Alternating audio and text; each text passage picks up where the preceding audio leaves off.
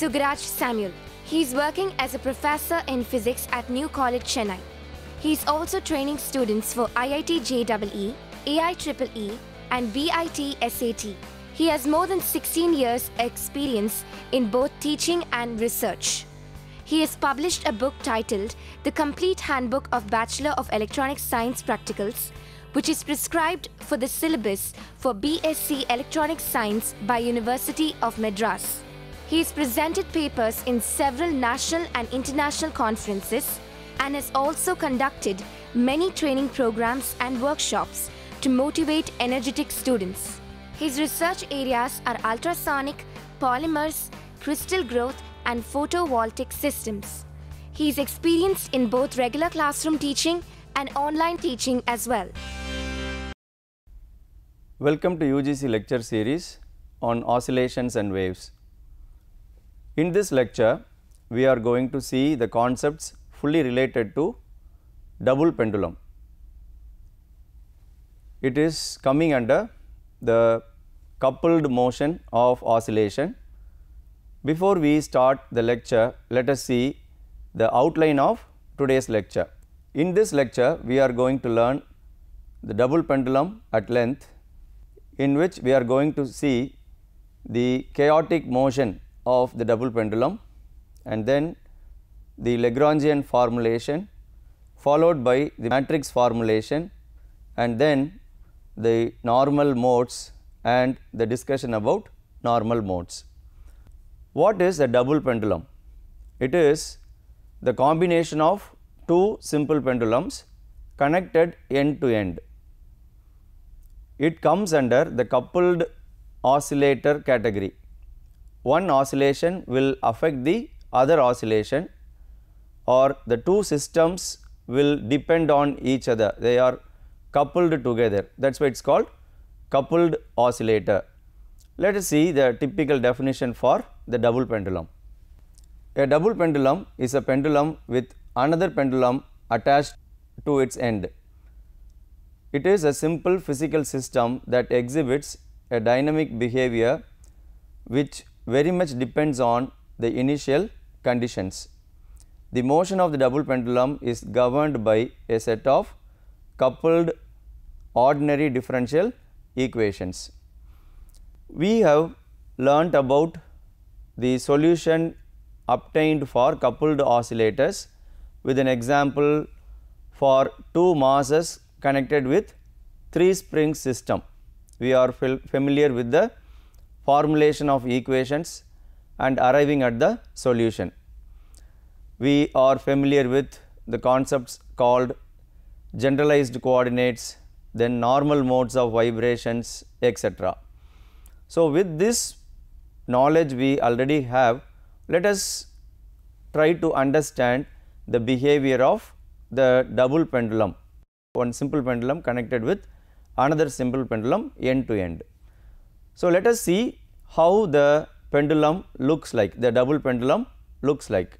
Let us have a look at the double pendulum picture. See, this is how the double pendulum appears. The first part is a very easy and familiar picture for us. It is simple pendulum, and along with that there is another pendulum connected. So, theta 1 is the position of the mass m1, theta 2 is the position of the mass m2. Both are taken with respect to the vertical line. So, theta 1 and theta 2 are the generalized coordinates as far as this double pendulum is concerned. And on what does the frequency of oscillation could depend in this case? We very well know for a simple pendulum the time period of oscillation is dependent only on the length of the pendulum, it does not depend on the mass, and also the acceleration due to gravity, which is taken as a constant as far as several places we consider. So, g, the acceleration due to gravity, is considered as constant. So, the time period depends only on the length of the pendulum. This concept is familiar to us, we have learnt. Let us anyway recapitulate the equations we have learnt already as far as a simple pendulum is concerned. We normally take the time period of oscillation. To start with, we have learnt about it, but as far as the complicated oscillations like the double pendulum and two masses connected with three springs, etc., those kinds of systems are concerned, we normally restrict ourselves with omega.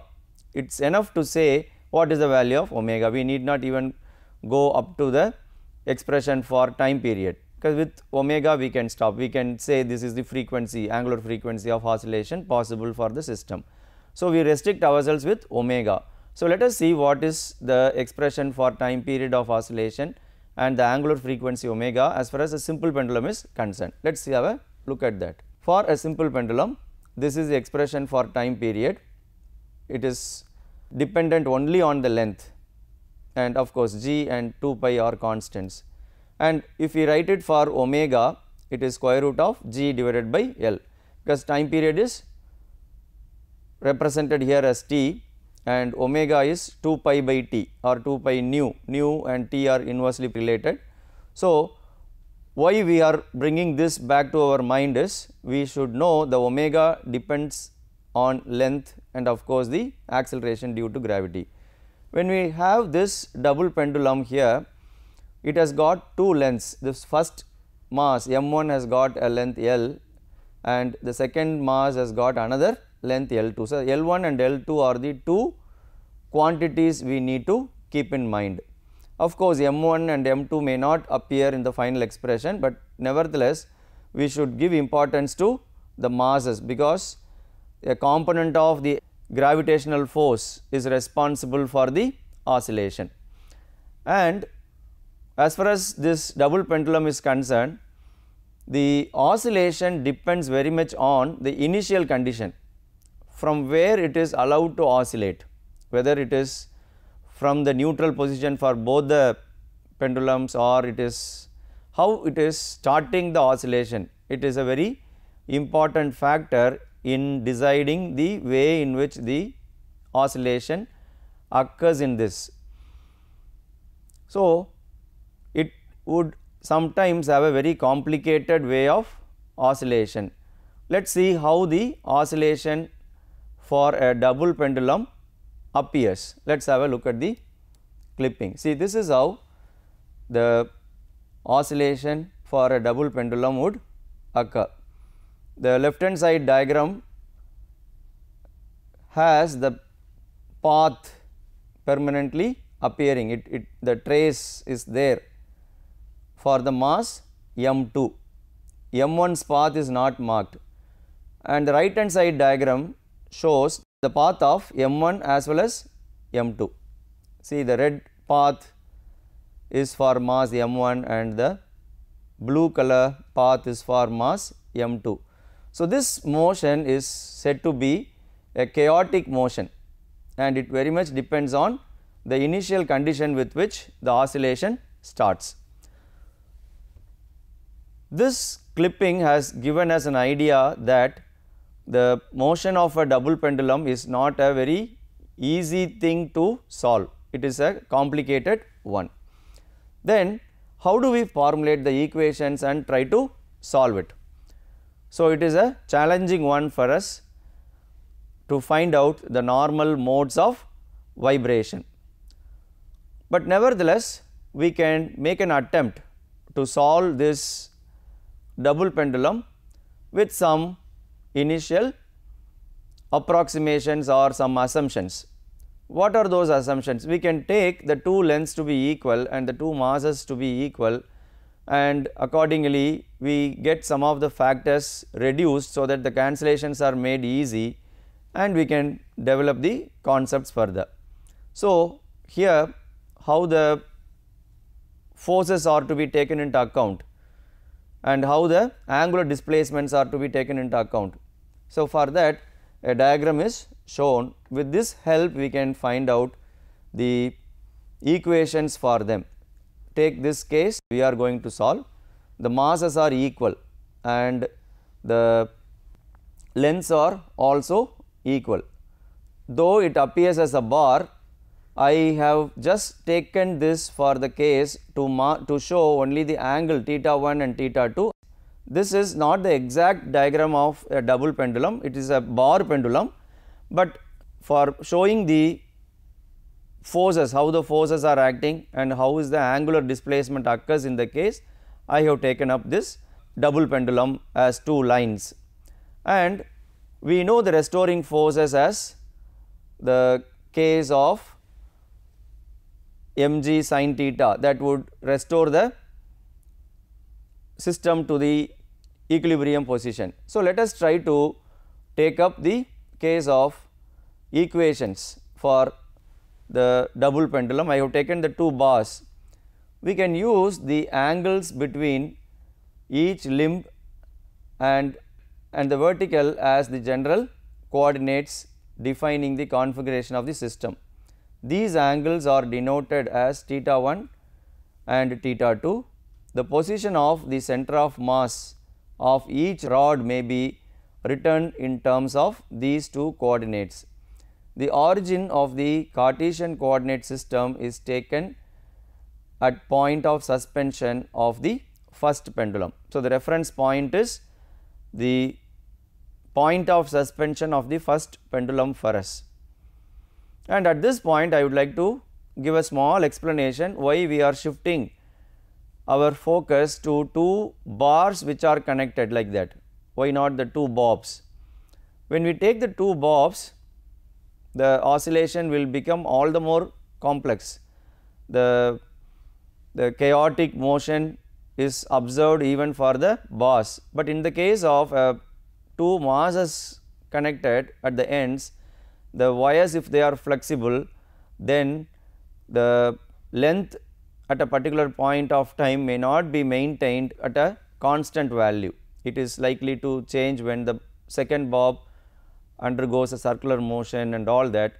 So, to have some constraints in the equations, constraints in the system, we have shifted our focus to two bars, so that the L1 and L2 are maintained constant rather than flexible cords. If we have stiff or the length maintained constant system, then the solution might be easily obtained, and we are further having a special case, the two lengths are going to be equal in our case and the two masses are also equal. So, we are shifting our focus to two rods rather than two bobs which are connected at the ends of flexible strings. So, finding the equation for two bar system will be easier. So, we are taking that into account. Now, let us have a look at the diagram once again, so that where the coordinate origin is fixed. See, this is how the origin is fixed, 0, 0 is fixed here, and x1, y1, x2, y2 are taken at the centers of mass of the two bars, and we are going to develop the equations for it. And when we write the equations, we need to find out the restoring force and then the terms related that would cause an acceleration to the system. Acceleration is proportional to the displacement, like that we have to develop. To have a deviation from the conventional method, which we have already done in the earlier lectures, we are going to form a new mechanism or new tool we are going to use, that is called Lagrange method. For that, the disturbed position has to be specified. So, how do we specify the two positions? So, this is how we define the positions. The center of mass of the first pendulum is given by the point x1 comma y1 in the earlier diagram we have seen. So, x1 is given here as this L by 2, because it is at the center of the rod. So, it is L by 2 sin theta 1, and similarly y2 is minus of L by 2 cos theta 1. These are the coordinates. X is a positive value, y is a negative value, because we are taking the origin at the point of suspension of the first pendulum. Then the same way we are taking the center of mass for the second pendulum. We are adding the L sin theta here with this term, because this L sin theta is the vertical length of the first pendulum. So, keeping that in mind, we are writing the x2 y2 values. So, what are these x1 y1 x2 y2? They are the positions of the centers of mass of the two rods which are going to execute oscillation. The two rods have centers of mass at x1 y1 and x2 y2, and they are written in terms of theta and L, the polar coordinates. So, what could be taken as the generalized coordinate here? You can either take x y or L theta, whatever we wish, and for easy solution we can take the theta values as well for finding the normal modes. But as I said, we are going to use a new technique by forming Lagrangian. We will try to solve. So, for this system, what is the Lagrangian? We will see what is Lagrangian with the expression written. See, the Lagrangian is the difference between the kinetic energy and the potential energy, especially kinetic energy minus potential energy. I am not going to discuss more about the mathematical concepts here, because the mathematical tool is a high end tool. If we start explaining every term or every step of this simplification, it will be consuming lot of time, but rather than giving importance to the mathematical process, I would like to give importance to the main factors, main features involved in the mathematical formulation, like how the Lagrangian is formed, what is the Lagrange condition, and how the matrix is written, matrix equation is written, and then how we arrive at the solution. So, I would like to highlight only these specific points. So, let us focus at only these specific points, and rather than giving importance to the minute mathematical steps. So, the Lagrangian is formed, which is the difference between the kinetic energy and the potential energy for the whole system, the two rods. So, here we write the kinetic energy as of mv square, which is always positive for the two systems we have written.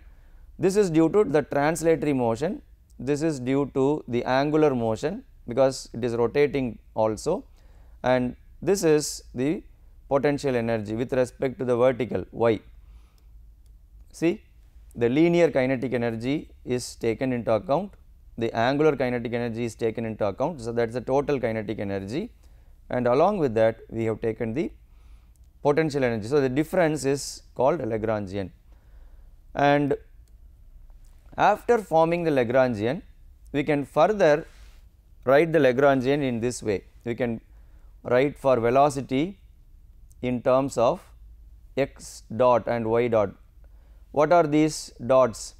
X dot and y dots are the derivatives of x with respect to time. So, this gives us velocity kind of thing and the squares, and similarly here also instead of omega we have theta dot, because d theta by dt is represented as theta dot, which is nothing but omega. So, we have written in terms of x and theta here. We can substitute for x and y and for their time derivatives, and then using the Lagrange principle we can write the matrix form. At this point I would like to specify what is the Lagrange principle. The momentum derivative we have to take with respect to the space, and that has to be equated to 0, and that will give us two momenta with respect to x and with respect to y. When we differentiate we get two equations, and those two equations are going to be the simultaneous equations. So, that simultaneous equation, the set, can be written as a 2 by 2 matrix. After writing the matrix, the solution could be easily obtained. So, let us directly go to the matrix formation. So, the matrix form to find the eigenvalues are the normal modes, already we have done one discussion on this, we will be able to arrive at the normal modes. We can take the ml square out and try to write the terms very simple, and we can have this as the matrix equation. After forming this matrix equation, we need to use the condition for non-trivial solution. All that I would like to skip. As I said, the mathematical part we are going to leave, but the physics aspect of it we are going to highlight and take it up for discussion. So, when we take the solution for this, exactly the eigenvalues will be the normal modes. We will see what is the eigenvalue we are getting here. We can solve the above matrix form to find the eigenvalues, which are the solutions to get the normal modes of oscillation. Without doing the tedious calculations, we can take the final result for our discussion.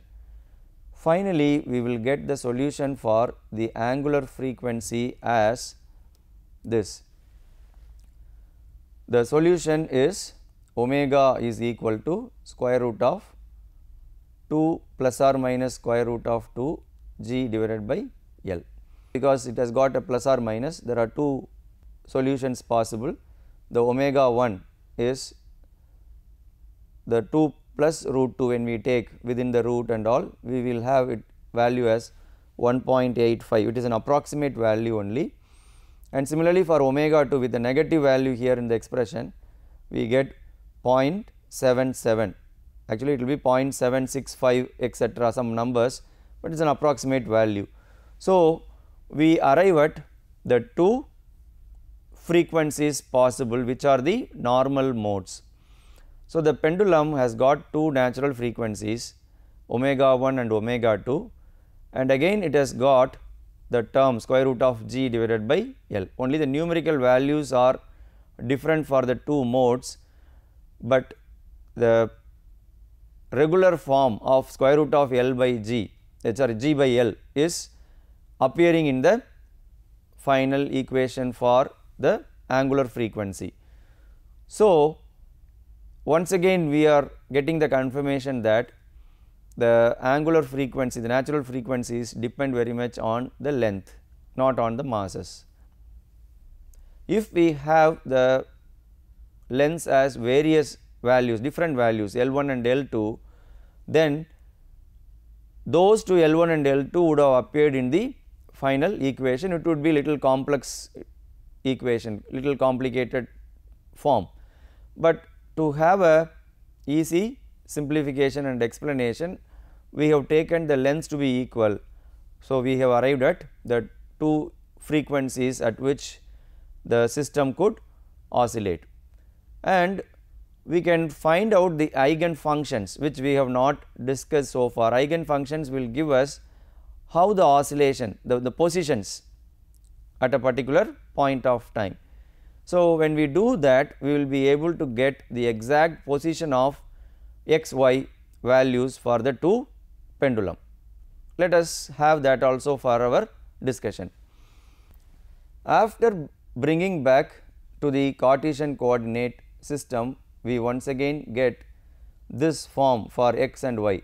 For the first mode of oscillation, the eigen function could be, which involves the x value, the y value is not highlighted here, we have taken only the results of x. The x1 divided by x2 takes the value 1 minus square root of 2, which is minus 0.414.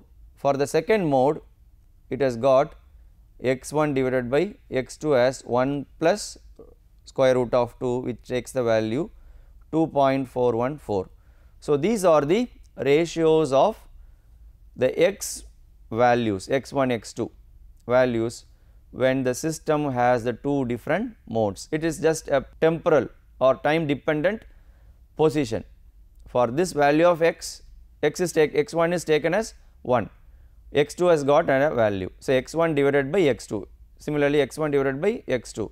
So, those two values are only highlighted, x1 is written in terms of x2, another way to say. So, let us have the pictorial representation of this x1 and x2 also here. This is how the x1 and x2 values are existing. After bringing back to the Cartesian coordinate system, we once again get this diagrams here representing. If we have x1 as 1, the x2 takes the value 2.4142, and similarly for the other mode, when x1 is 1, the x2 takes minus 0.4142. For one mode, both the x values are positive. When x1 is positive, x2 is also positive. So, this is one mode. For the other mode, when x1 is positive, x2 takes the negative value. It is on the other side of the vertical line. For one mode, it is positive, both are positive. For the second mode, one is positive, the other one is negative.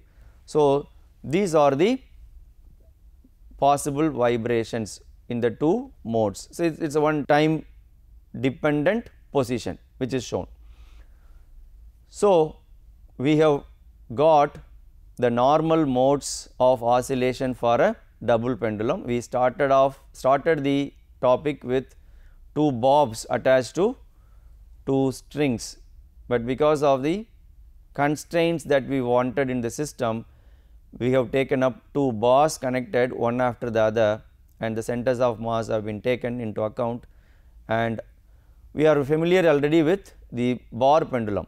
Bar pendulum also depends on the length, the mass does not come into the picture, and because it has got the 2 degree of freedom, the theta 1 and theta 2 or x1 x2 y1 y2, the 2 degree of freedom system will have two normal modes of oscillation. So, that is once again proved in this case, and also we have given little bit of explanation about the eigen functions, the positions of the two bobs in the two modes of oscillation. So, it is time to see the summary of today's lecture. In this session, we have seen the concepts of double pendulum, the chaotic motion of the double pendulum, the Lagrangian formulation, and arriving at the normal modes of oscillation for the double pendulum. Let us test our understanding by answering these questions. What is a double pendulum? Give the general coordinates equations for the double pendulum in terms of x, y and theta. Form the Lagrangian for the double pendulum. Discuss the normal modes of oscillation through the eigen values. Explain the normal modes of oscillations with the coordinate diagram of the double pendulum. So, with which I would like to wind up this lecture. See you with the greater concepts in the lectures to come. Thank you for watching.